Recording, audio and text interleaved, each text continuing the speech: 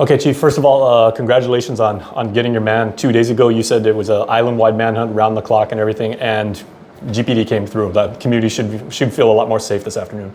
Yes, sir. And thank you for that, Jason. And so, I'm here to report that shortly after 11:20 this morning, the Guam Police Department, the Criminal Investigation Division, the Special Operations Division, our officers from Central Precinct Command, the patrol officers, and along with our Superior Court of Guam Marshals, we're all together when we made the apprehension of Mesemwam Repwak.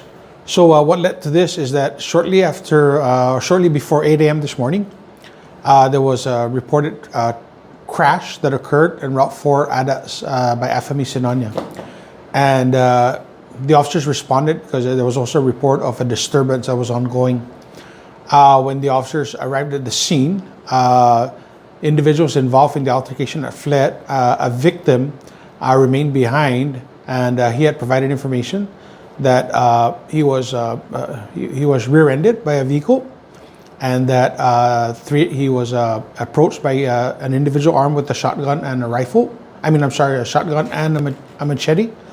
And at which point, during the verbal disturbance, he was struck in the back area by the suspect with a machete. He did identify that the person who struck him is the wanted person, Mesemwam Repwak. So, of course, as we reported 2 days ago, this was an ongoing investigation. We had a 24-hour operation, and so there was many officers available to respond quickly to saturate the area. And we went door to door, house to house, and through some of the surrounding jungle areas in search of this individual. We would like to also thank the residents of Sinajana, who, as we went door to door, were providing us information as to where the person fled to. Are you able to say, Chief, since you had your press conference a couple of days ago, did anyone come forward, and did that generate some sort of community response as far as leads or just information? No, unfortunately, there were no response. But we also know that this guy was this person that we're looking for. Of course, wasn't just roaming around, freely. He's probably using tactics, to conceal himself. But we were able to capture him, and it seems like we're asked earlier.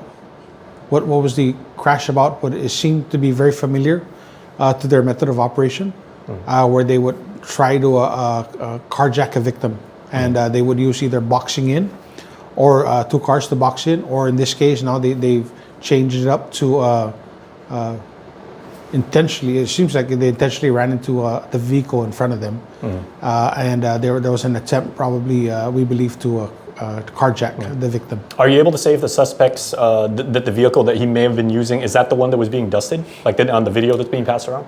I know that there's multiple pieces of evidence related to this morning's incident that we're processing. A vehicle that was involved in the incident, so we're looking at that vehicle as well.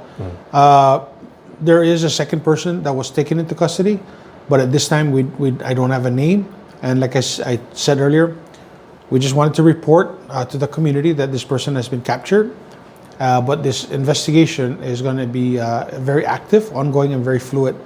And so we'll develop our case, and we'll develop the charges later on. And because, like you said the other day, he may have been developing a network, and you said possibly a street gang. Two-part question, Chief. One, do you know if the gang has a name at this point? Because you said they were associated with the color of green. And then two, the community should stay very much alert right now, because if they were building, that organized group and everything like that, we're certainly not out of the woods. Yes. So we did, through the community, they did reach out to various of our officers, and they apparently the name of the gang is called Esekupach. And that's through people calling us up and providing information to our officers as we were developing the investigation 2 days ago.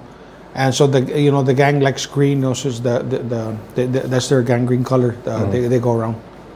Okay, and again, but there remain people that are still being looked for and everything like that. So the community still has to provide information. So the incident this morning, the information we gathered was 3 people. So we believe we have 2 in custody. Of course, the main suspect. possibly the second accomplice in today's incident. So we are actively still searching and developing information on who the third suspect is from this morning. We know through prior case investigations that there may have been as much as 4 people involved in other incidences. Are you able to say, like, final question, Chief, if I may, are you able to say what charges the suspect may face for today's incident? Well, definitely we have a probable cause to link him to the shooting of the 14-year-old girl.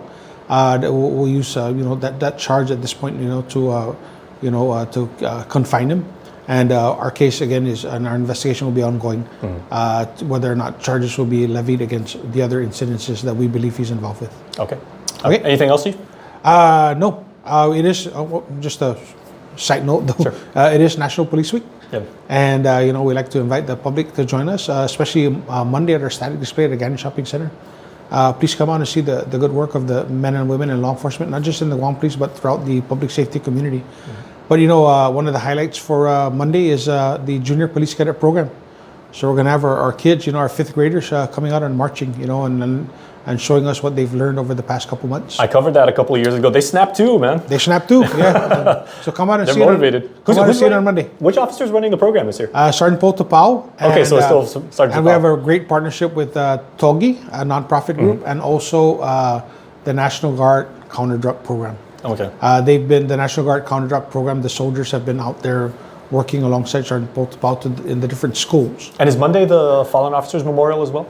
Wednesday. Wednesday, okay. I'll be there because I always cover that. Okay. Okay. All right, thank you, Chief. Okay, Jason. Hey, congratulations once again. Thank you very much, and have a nice weekend.